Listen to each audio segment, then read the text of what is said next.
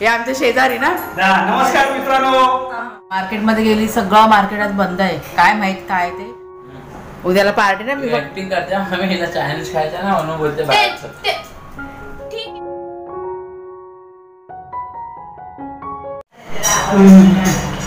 नमस्कार मित्र मैत्रिणींनो, मी प्रिया पवार आणि खूप खूप स्वागत करते साधा स्वयंपाक या आपल्या चॅनलमध्ये।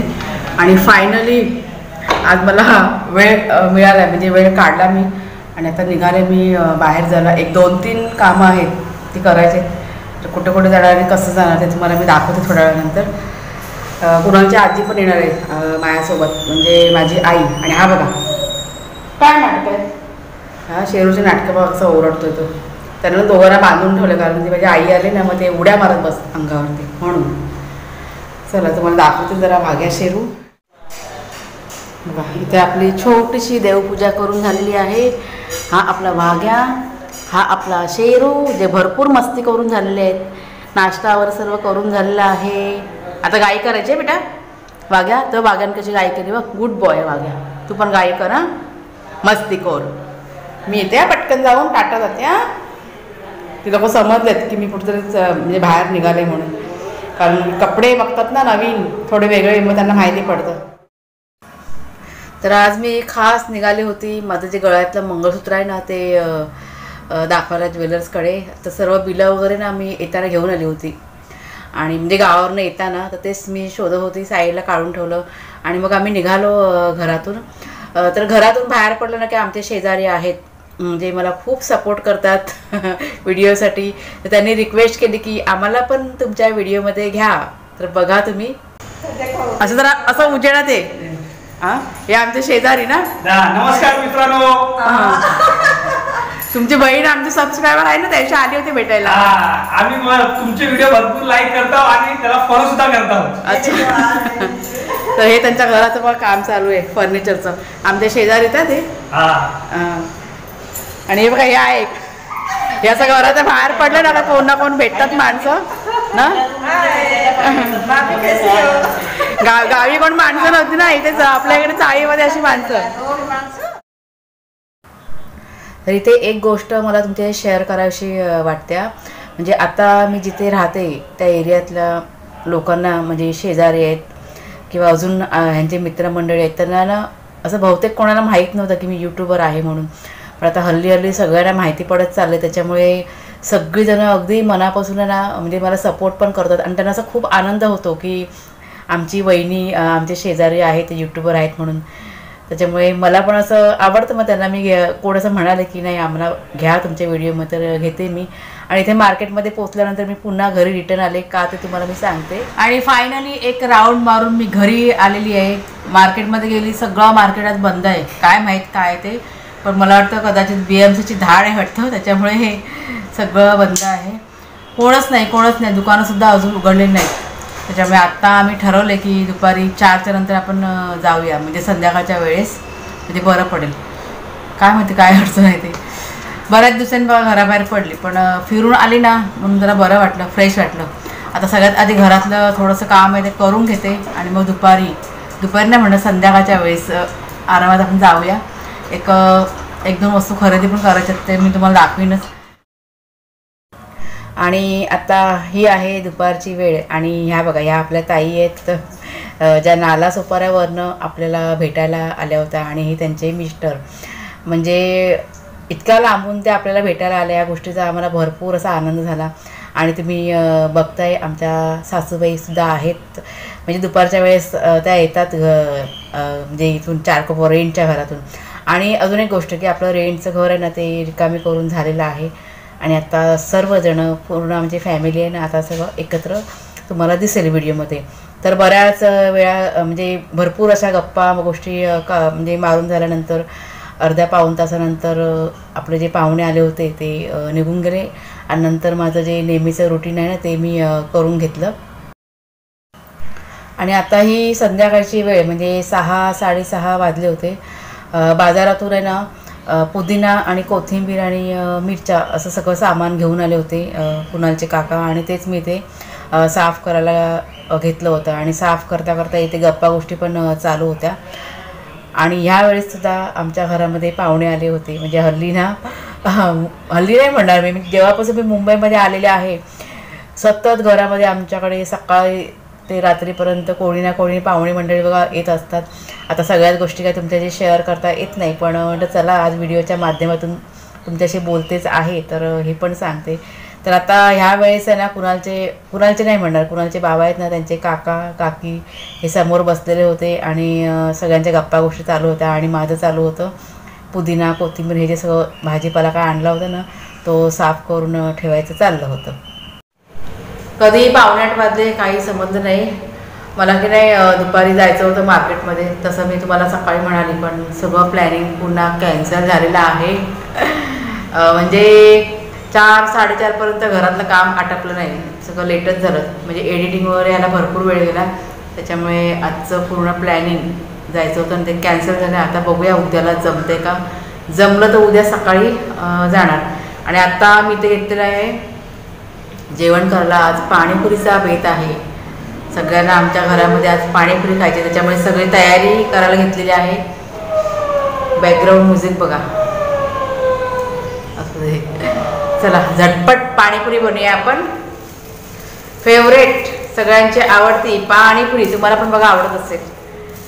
साफ होतो काय होतं तर इकडे बघ, ही बघा ओळखलं हिला, करिश्मा. खूप जण म्हणजे आठवण काढत होती की करिश्मा कुठे आहे म्हणून.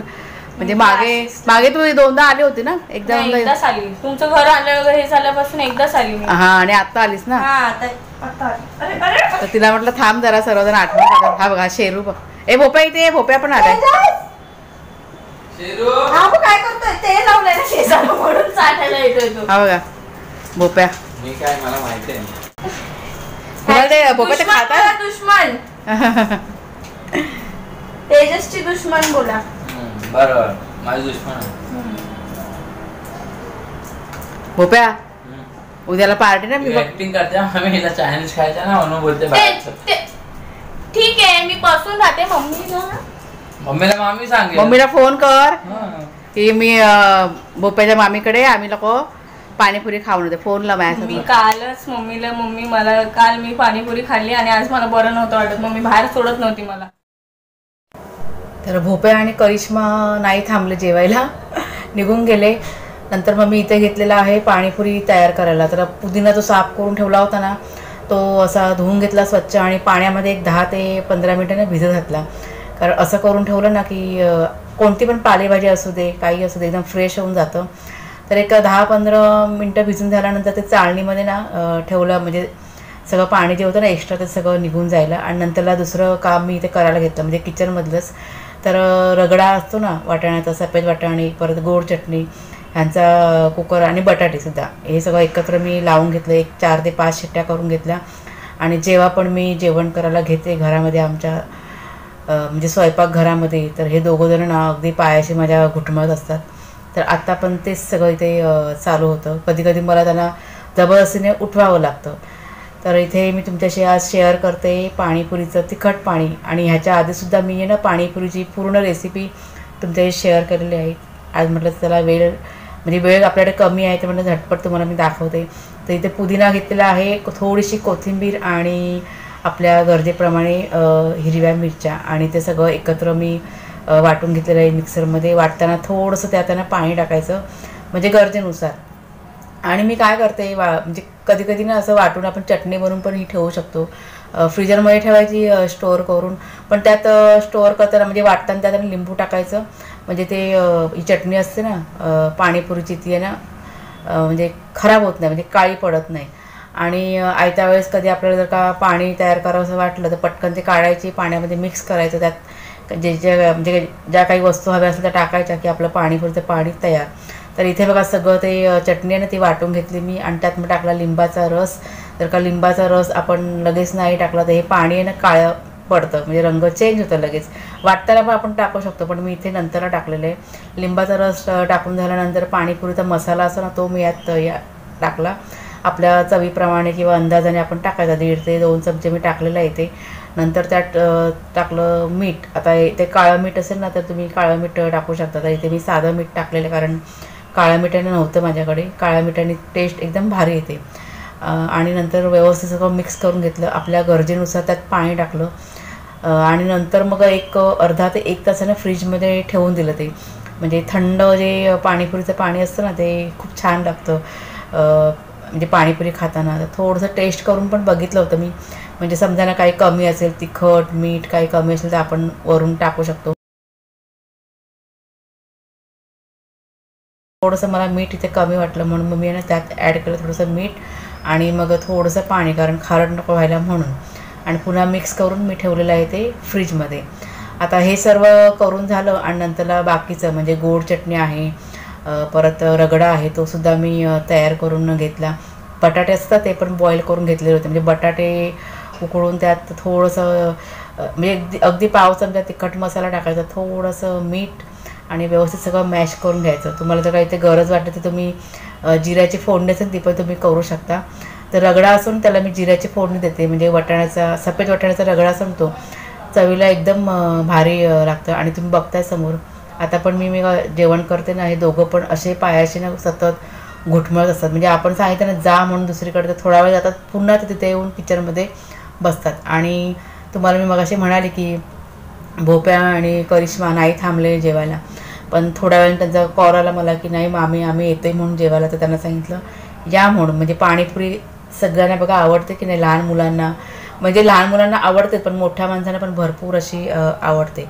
तर इथे सर्व आमच्या जेवणाची तयारी चालू होती. आता आमच्या सासूबाई नव्हत्या आलेल्या, त्या होत्या चारकोपला, पण त्या रात्री उशिरा येणार होत्या. आणि भाग्या शेरू यांची मस्ती बघा.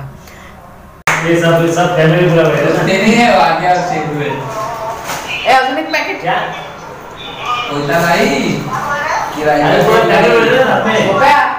आज 8 दिवस झाले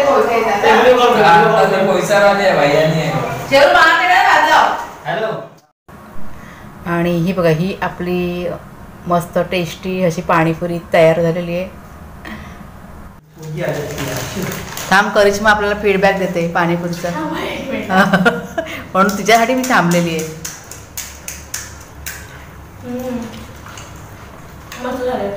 बाहेरच्यासाठी माझ्याकडून गोड चटणी घ्या, मला तिखट चटणी आवडते. हा मग त्यातली कमी कर, कमी कर ना. टाक त्या खाणारच नाही पूर्ण, त्यात टाक ना त्यात. आणि घरातलं सगळं रात्रीचा फेरफटका, घरातलं सगळं काम आटपून मी आता निघालेली आहे एक राऊंड मारायला. आणि सोबत कचरा सुद्धा आम्ही घेतो.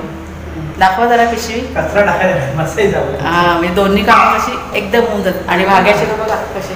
आणि हे जे सामान आहे ना हे बघा घराच्या समोर ठेवले ना, हे सगळं भंगार आहे, ते सगळं काढून टाकायचं आहे, विकायचं आहे सगळं. सगळी तुटलेली भांडी वगैरे ते अजून थोडे दिवस राहतील इथे आणि नंतर सगळं क्लीन होऊन जाईल. तर चला आजचा व्हिडिओ आता मी इथेच संपवते. कसा वाटला जरूर सांगा. बाय बाय सर्वांना.